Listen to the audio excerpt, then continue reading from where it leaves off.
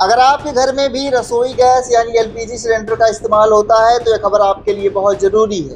LPG उपभोक्ताओं के लिए ई-केवाईसी कराने की अंतिम तिथि बेहद नज़दीक आ रही है।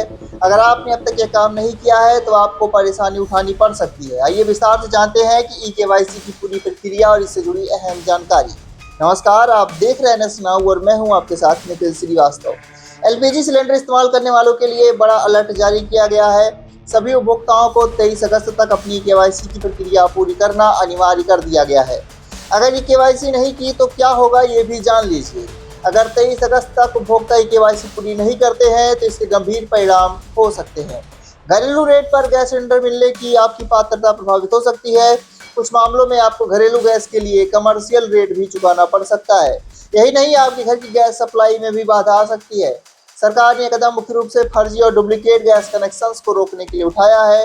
किन कंपनियों के ग्राहकों पर लागू होगा नियम, ये भी जानना जरूरी है।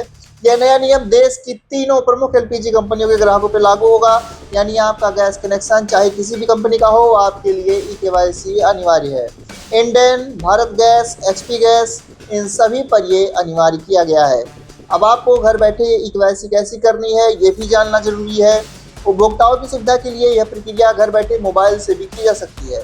इसके लिए हर कंपनी के अलग अलग मोबाइल ऐप उपलब्ध हैं। इंडियन के ग्राहक इंडियन ऑयल ऑन ऐप का इस्तेमाल करें। भारत गैस के ग्राहक हेलो बीपीसीएल ऐप डाउनलोड करें। एचपी गैस के ग्राहक एचपी पे ऐप के जरिए प्रक्रिया पूरी करें। इन स्टेप के जरिए आधार फेस ऑथेंटिकेशन का इस्तेमाल करके महज कुछ ही मिनटों में ई-केवाईसी की प्रक्रिया पूरी की जा सकती है। ऑफलाइन ई-केवाईसी का तरीका भी है। अगर आप मोबाइल ऐप से ई-केवाईसी नहीं करना चाहते हैं तो आप ऑफलाइन तरीके से भी कर सकते हैं।